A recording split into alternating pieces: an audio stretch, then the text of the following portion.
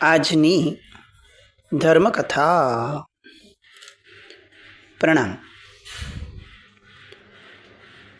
64 પ્રકારી પૂજા, ગોત્રકર્મની 7મી ઢાળ અને એની 8મી ફળ પૂજા. ભક્ત કવિના હૃદયની વાતો, આ આખો એક અલગ પર્યાય પૂજ્ય વીર વિજયજી મહારાજનો, એ આપણે અનુભવી રહ્યા છીએ. સુણીએ દેવાધિદેવા, ફળ પૂજા કી સેવા, દીજીએ શિવ ફળ રાજીએ, પરિશાટન થઈ અફુસામણ ગઈ, જીત્યો જગત કેરી બાચીએ. ગોત્ર કર્મ હરી જ્યોત સે જ્યોત મલી, आप बिराजो रंग महल में, सुख अनंत लहे सेवक दुख रहे, लाजिए अमो सारा शहर में. ભગવાન, હું આ શહેરની અંદરમાં મોઢું દેખાડવા લાયક નથી રહેતો તમારા કારણે. કઈ રીતે હું લોકોને ફેસ કરું, કઈ રીતે એ લોકોની મોઢે સામે જાઉં? કારણ કે જેવું હું જઈશ, લોકો તરત મને કહેશે, જો આવી ગયો, એનો સ્વામી આટલો સુખી છે અને જો આ કેટલો દુઃખી છે, આવા સ્વામીની આ ભક્તિ કરે છે. હું શું જવાબ આપીશ એ લોકોને? મારું ઠીક છે, ભગવાન તમારું નીચા જોવાનું છે આ તો, અને એ મને ખૂંચે છે. મને મારું દુઃખ ખૂંચે છે એટલે હું ફરિયાદ કરું છું એવું નથી. મારી ભાવના આ છે કે મારા કારણે મારા સ્વામીનું ખરાબ દેખાય, એ મારાથી કઈ રીતે સહન કરી શકાય. પણ હવે મારી શક્તિ નથી કે હું સુખી થઈ જાઉં, એ શક્તિ તો તમારી જ છે. એટલે એ ન્યાયે હું આપને વિનંતી કરું છું કે એટલીસ્ટ આ શહેરની અંદરમાં મોં દેખાડી શકું જગતની અંદરમાં, એ માટે પણ પ્રભુ તમે મને અનંત સુખવાળો કરવા માટે કૃપા કરો. એક બૌદ્ધિક વ્યક્તિ જ્યારે લાગણીની વાતો કરે ને, ત્યારે લાગણીની વાતોમાં પણ તર્ક હોય. વીર વિજયજી મહારાજ સાહેબની વિદ્વત્તાની આપણે તો કંઈ બહુ વિચારણા કરી શકીએ એવી શક્તિ નથી આપણી, પણ જે રીતે એમણે અત્યાર સુધીની ઢાળો રચી છે, આપણે સાંભળી છે, આપણને એક વસ્તુ તો ખ્યાલમાં આવે છે કે આ મહાપુરુષ પાસે બુદ્ધિશક્તિ, અભિવ્યક્તિની શક્તિ, કાવ્ય શક્તિ, છંદાત્મક રચનાત્મક શક્તિઓ એ અકાટ્ય છે, અતુલ્ય છે. કદાચ એમ કહી શકાય કે આવી ઢાળો રચવા માટે જિંદગી ઓછી પડે લોકોની, એ ઢાળ એમણે બહુ ટૂંકા ગાળાની અંદરમાં રચી નાખી. અને આ રચનાઓ કરનાર વ્યક્તિ એક કેવી મેઘાશક્તિ ધરાવતા હશે, કેવી સમજણ શક્તિ ધરાવતા હશે. અને આવું વ્યક્તિ આ પ્રકારની ભક્તિના યોગની અંદરમાં જાય ત્યારે એ લાગણીવશની ભક્તિ પણ કેટલી અલગ હોય. ભગવાન આગળ એમ માંગણી નથી કરતા કે ભગવાન મને મોક્ષ આપો ને હું બહુ દુઃખી છું. ના, ભક્ત ક્યારે માંગણીઓ ન હોય. એ માંગણી કરે તો પણ એક ભક્તને અને એના ભગવાનને છાજે એવી રીતે કરે. એની માંગણી ક્યારે એવી રીતે ન થાય કે ભાઈ મને જરૂર છે, મને આપો. નહીં, મને જરૂર હોય તો પણ હું વર્તાવી ન શકું તમારી પાસે પ્રભુ. કેમ? કારણ કે એમાં તમારી ઇજ્જત છે. કે આવા સમર્થ વ્યક્તિનો ભક્ત એ જરૂરિયાતવાળો હોય. આ આખો ભાવ આપણે ત્યાં જ્યારે ઇઠ્ઠફલ સિદ્ધિ શબ્દ લખાયો છે ત્યારે પણ મુકાયો છે. શાસ્ત્રકાર ભગવંતોએ ઇઠ્ઠફલ સિદ્ધિ લખ્યા પછીથી આપણા ઉપર, આપણી ભક્તિ ઉપર એક વિશ્વાસ રાખ્યો હતો કે એનું ઇષ્ટ પણ એવું જ હશે કે જે એની પાત્રતાને છાજે. કારણ કે એમને ખબર છે કે આ સૂત્ર વાંચનાર એક લાયકાતવાળો હશે. એ માંગણીઓ નહીં હોય, એ ગરીબ નહીં હોય. હા, એ કદાચ કેટલાક કર્મવશ, કેટલાક પરિસ્થિતિવશ એ કદાચ સંતપ્ત હશે, પણ એ ગરીબ દરિદ્ર નથી. અને એટલે એમણે બહુ જ સરસ રીતે આપણા ઈષ્ટફળની જ એક આખી વ્યાખ્યા અલગ મૂકી દીધી. અને આપણી ઉપર એક ભરોસો મૂકી દીધો. વીર વિજયજી મહારાજ સાહેબ આપણને પદ્ધતિ શીખવે છે કે ઇઠ્ઠફલ સિદ્ધિમાં પણ કેવી ગરિમા જાળવી શકાય. તો જુઓ, માંગણીમાં કેવી ગરિમા જાળવી કે ભગવાનનું જગતની વચ્ચે મોઢું શું દેખાડો, એટલે ભગવાન તમે મને સુખ્યો કરો. સંસાર સુખ લિયો વગ્ગ અનંત કિયો તો બી ન એક પ્રદેશ મેં સિદ્ધ કો સુખ લીનો તાકો એકાંશ કીનો માવે ન લોકાકાશ મેં. તમારું સુખ કેવું છે? તો એવું કહે છે કે તમારા આત્મામાં જે સુખ વર્તે છે એ કલ્પના મૂકે છે કે ભગવાન અગર હું એ સુખના ટુકડા કરું, નાના નાના ટુકડા, અને એનો સૌથી નાનો જે સુખનો ભાગ છે એને 14 રાજલોકના લોકાકાશની અંદરમાં હું પાથરી દઉં, તો પણ પ્રભુ તમારા એક આકાશ પ્રદેશનો સુખનો એક અંશ, એનો એક ટુકડો પણ જો પથરાય તો આ જગત નાનું પડે. એવા અસંખ્ય આકાશ પ્રદેશો પૂરા થઈ જાય, અસંખ્ય, તો પણ ભગવાન તમારા એક આત્મ પ્રદેશનું સુખ એ પથરાઈ નથી શકતું. અને આ અતિશયોક્તિ નથી. સિદ્ધોનું સુખ શું છે આ એની વ્યાખ્યા છે. આપણી માટે સુખ એ એટલી નાનકડી ઘટના છે કે આપણને સમજાતું જ નથી કે સુખ આવું પણ હોઈ શકે. આટલું સુખ કોઈને આગળ કેવી રીતે હોય, કેમ નથી સમજાતું? કારણ કે આપણું દરેક સુખ એ દુઃખની સાથેનું જ હોય છે. એટલે આપણી માટે સુખ એટલે એક થોડાક સમય માટેની શાંતિ, પણ સુખની વ્યાખ્યા છે જ નહીં. સિદ્ધોનું અનંત સુખ જ્યારે સમજાશે ત્યારે આપણાથી સંસાર છૂટી જશે, ત્યારે આપણી અંદરનો સંસાર પણ છૂટી જશે. તો આવું સુખ પ્રભુના એક એક આત્મપ્રદેશની અંદરમાં છે. તાકો જો અંશ દેવે તામે ક્યાં હાનિ હોવે, સાહિબ ગરીબ નિવાજીએ મહેર નજર જોવે, સેવક કામ હોવે લોક લોકોત્તર છાજીએ. ગજબ વાતો કરે છે. અત્યાર સુધી એમને એમના સુખ સમજાવ્યા કે જુઓ તમે આવડા સુખી છો પ્રભુ, તમારા સુખની કોઈ કલ્પના થાય એમ નથી. હવે ભગવાનને ફરિયાદ કરે છે કે જો ખરેખર આટલું સુખ લઈને બેઠા છો, આટલી સુખની સમૃદ્ધિ લઈને બેઠા છો, તો તમારી સમૃદ્ધિ તો અમથી ઓછી થાય એમ નથી. તો એનો એક નાનકડો ટુકડો, એક નાનકડો અંશ મને આપવામાં આટલા ભાવ કેમ લગાડો છો? તમને શું ખોટ જવાની ભાઈ? તમારા આનંદ સુખમાં તો કોઈ હાનિ જ નથી થવાની. આ તો આપતા પણ ખૂટે નહીં એવડું સુખ છે. તો પછી મારા જેવા એક વ્યક્તિને આપવામાં ભગવાન તમે કેમ આટલું બધું વિચારો છો, આટલી બધી વાર લગાડો છો? તમને કોઈ જ ખોટ નથી જવાની.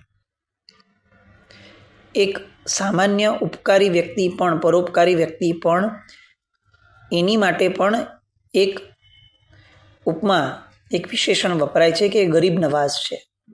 અહીંયા શબ્દ એ સમયના વીર વિજયજી મહારાજ સાહેબ જે સમયે થયા એ સમયના ભાષાના ચલણનો એક શબ્દ હોઈ શકે. આપણે ત્યાં આમ પણ ઘણા શબ્દો, એ મોગલોની છાંટ ગણો, ઉર્દુની છાંટ ગણો, તો કેટલાક શબ્દો આપણે ત્યાં બહુ સામાન્ય થઈ ગયા. એમાંનો એક શબ્દ ગરીબ નવાઝ,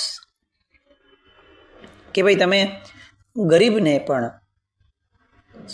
સાંખી નથી શકતા, એની ગરીબીને.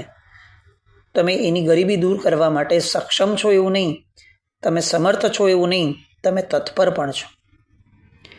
તો એવું કહે છે કે તમારો એક નાનકડો ટુકડો આપો, એમાં તમને શું ખોટ જવાની ભાઈ? હું ગરીબ છું ને તમે ગરીબ નવાઝ છો, તો મહેરબાની કરો અને તમારી મહેરબાનીવાળી નજરથી મને નિહાળો. તમારે મને કંઈ આપવું નહીં પડે, તમારી એક નજર પણ પડી જશે તો પણ મારું કામ થઈ જશે. કારણ કે લોકોત્તર વ્યક્તિની નજર પડ્યાથી હવે આ લૌકિક કષ્ટો, લૌકિક ભાવો એ મારામાં ટકશે જ નહીં. અહીંયા સાહેબ જે એક શબ્દ લખે છે લોક લોકોત્તર છાજીએ, એ આખી ને આખી એલિવેશનવાળી ગરિમા ઊભી કરે છે કે ભાઈ આ કેવું સ્તર છે. લોકોત્તર એટલે શું? તો કે જે લૌકિકને કાઢી નાખે, સમૂળગું કાઢી નાખે, એ જ લોકોત્તર હોય.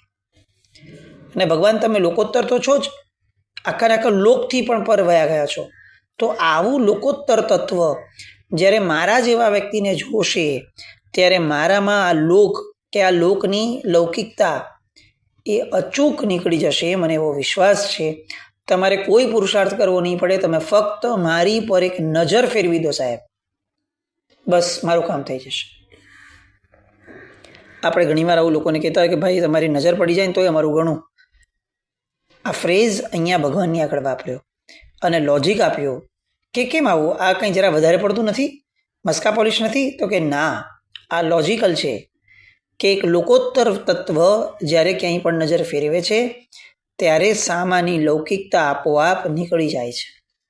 અને બસ જો મારામાંથી લૌકિકતા નીકળી ગઈ તો પ્રભુ મારામાં જે બચ્યું એ બધું લોકોત્તર.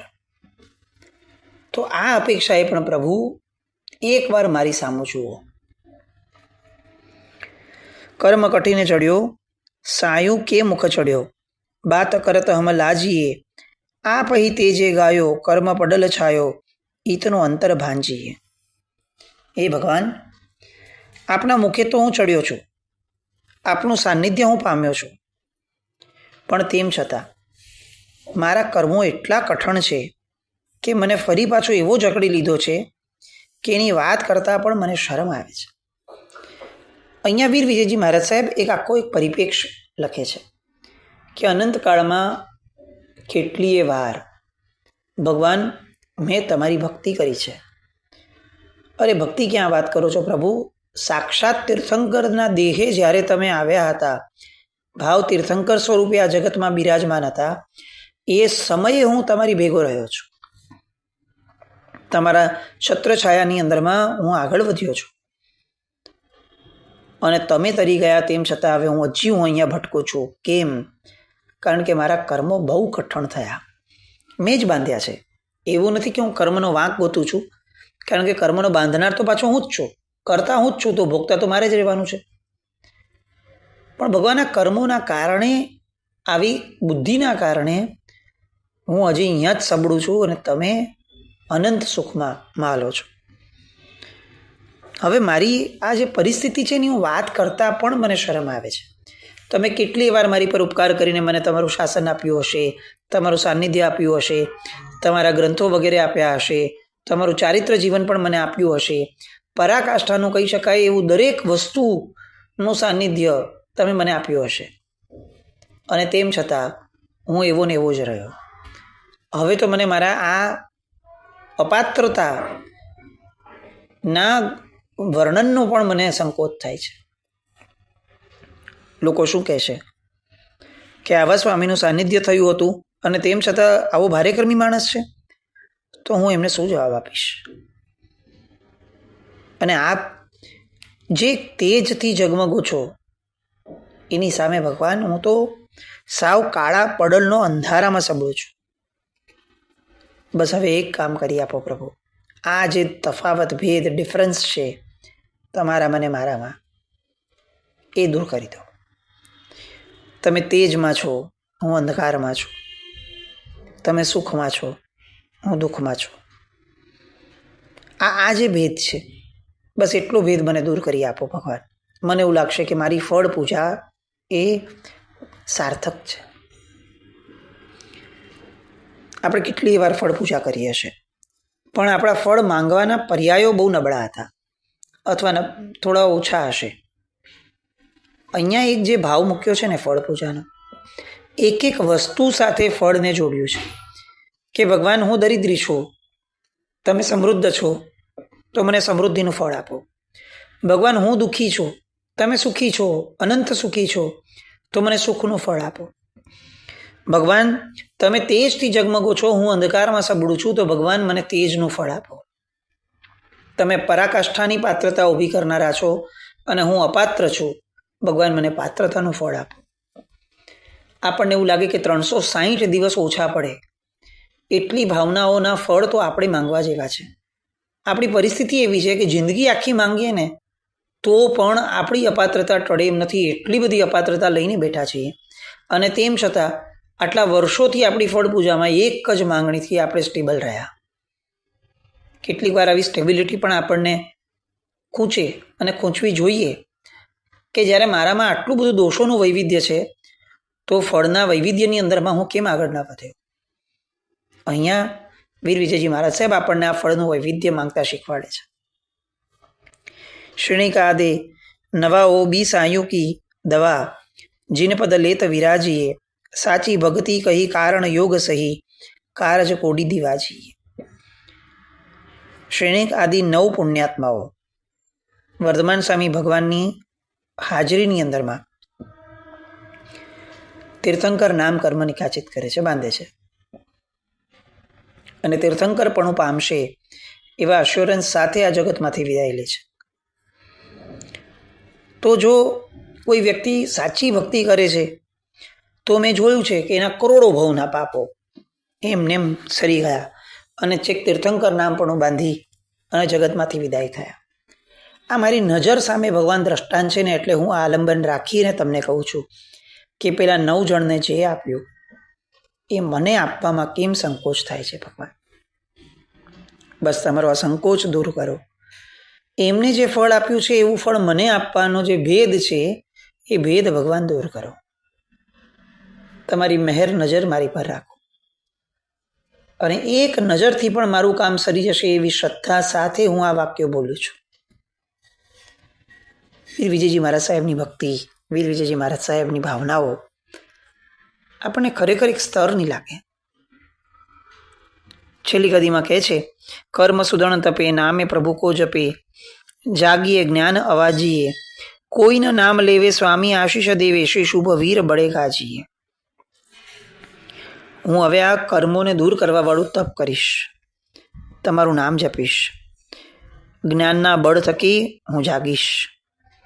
બસ આ બધું તો હું કરીશ, પણ હવે તમે જો ભેગી પુરુષ આશીર્વાદની ધારા આપી દો તો પછી ભગવાન હું આ બળથી ગાજીશ અને એવો ગાજીશ કે આ જગતની અંદરમાં દુષ્કરમાં દુષ્કર જેને કહી શકાય એવી કર્મો સામેની લડતમાં પણ હું જીતીશ. પ્રારબ્ધ અને પુરુષાર્થનો સંબંધ અહીંયા મૂક્યો. અત્યાર સુધી ભગવાનની કૃપા માંગી અને છેલ્લી કડીની અંદરમાં સ્વીકાર કર્યો કે ભગવાન આમ પણ ફક્ત તમારી કૃપાથી કામ થશે એવું તો નથી જ. વાત સાચી છે, મારો પુરુષાર્થ તો જોઈશે જ, મારું શ્રદ્ધાંત જોઈશે. તો હું મારો જે માનસિક પુરુષાર્થ મારે કરવાનો છે એનું કમિટમેન્ટ આપું કે હું તમારું નામ જપીશ, કર્મો સામે કેસરિયા કરીશ, એની માટે એને તપાવવા માટે જે તપ કરવો પડે, માનસિક તપ, અભ્યંતર તપ એ કરીશ, જે જ્ઞાન જગાવવું પડે અને જ્ઞાનના બળે જે ઉજાગર દશા અને જાગ્રત દશા પ્રાપ્ત કરવી પડે એ પણ હું કરીશ. બસ તમે એક કામ કરો, તમે મને તમારા આશીર્વાદ આપો. આપણે ત્યાં ક્યારેય પણ ભગવાન મને તારી લેશે એવા પ્રારબ્ધ બળની એકલી વાત નથી. બધું ભગવાન કરી લેશે એવી એકલી વાત, શુષ્ક વાત નથી. આપણે ત્યાં એક સ્વીકાર છે કે આ માર્ગની અંદરમાં માનસિક પુરુષાર્થ એ જ પાયો છે, એ જ માર્ગ છે. અને એ વાત અહીંયા દ્વારા મૂકી અને છેલ્લે ફળ માંગે છે કે ભગવાન આ બધું હું કરીશ, તમે મને ખાલી આશીર્વાદ આપો. અને તમે આશીર્વાદ આપશો, હું ચોક્કસપણે માનું છું કે મારી આ બધી જ મહેનત એ સફળતાની દિશામાં આગળ જશે. અને છેલ્લે પાછું કાવ્યની અંદરમાં કહે છે કે શાંત રસના અમૃત રસથી મધુર અને અભય આપનારા અનુભવ નામના ફળ વડે અહિતરૂપી દુઃખને મટાડનારા આત્મિક હિતના વૈભવને આપનારા એવા સહજ સિદ્ધ પ્રભુ, હું આપની ફળ પૂજા દ્વારા આપની પાસે શેની માંગણી કરું છું? તો કે ઓમ રીમ શ્રી પરમ પુરુષાય પરમેશ્વરાય જન્મજન્મ મૃત્યુ નિવારણાય ગોત્રાતીતાય શ્રીમતે વીર જિનેન્દ્રાય ફલમ યજામહે સ્વાહા. જેમણે સ્વયં ગોત્ર કર્મનો નાશ કર્યો છે અને જે મારું પણ ગોત્ર કર્મ ક્ષય કરી શકશે એવા પ્રભુના ફળ પૂજાના ભાવની અંદરમાં હું ઠરું છું. આવું સરસ માંગી અને ગોત્ર કર્મની પૂજાનું સમાપન કરે છે. 7 કર્મોની પૂજા થઈ. એક છેલ્લું કર્મ શરૂ કરશું આપણે હવે કે જે અંતરાય કર્મને લગતું છે. અલગ અલગ પ્રકારના અંતરાયો એને નિવારવા માટેની વાતો સરસ મજાની ઢાળ, જ્ઞાનની વાતો, કર્મની વાતો, આ બધા માટેની 64 પ્રકારની પૂજાની છેલ્લી આ ઢાળ, એની અંદરમાં આપણે જોડાઈશું. પણ એક વસ્તુ જીવનમાં દ્રઢપણે કમિટમેન્ટ સાથે સ્વીકારી લઈએ કે આખા જીવનમાં આ 64 પ્રકારની પૂજા ન ભૂલાય એની તકેદારી આપણે લઈશું. કદાચ આ અઠવાડિયા 10 દિવસમાં પૂરું થઈ જશે, પણ સૌથી મહત્વની વાત એ છે કે એનો અંત જીવનમાં ક્યારેય નહીં લાવીએ. આપણી રોજિંદી પૂજાઓ એ આ બધા ભાવોમાં વણીને કરશું. આપણી રોજિંદી ભક્તિ સેવાની અંદરમાં આપણે આ 8 કર્મોને આવરી લેશું કે ભાઈ તમને મારે આ રીતે દૂર કરવાના છે, એટલે હું આ ક્રિયાઓ કરું છું. વીર વિજયજી મહારાજ સાહેબને અનુસરશું. વીર વિજયજી મહારાજ સાહેબના કૃપાબળને, એમણે જે કૃપાબળ મેળવ્યું એ કૃપાબળને ક્યાંક ને ક્યાંક આપણે પણ એનો અંશ મેળવવા માટે પ્રયત્ન કરતા રહીશું. આવા કમિટમેન્ટની ભાવની ધારા આપણામાં પ્રગટે એવી શુભ મંગલ કામના સાથે જીનાજ્ઞાવ્રત કંઈ પણ બોલાય તો મિચ્છામિ દુક્કડમ જૈનમ જયતિ શાસન.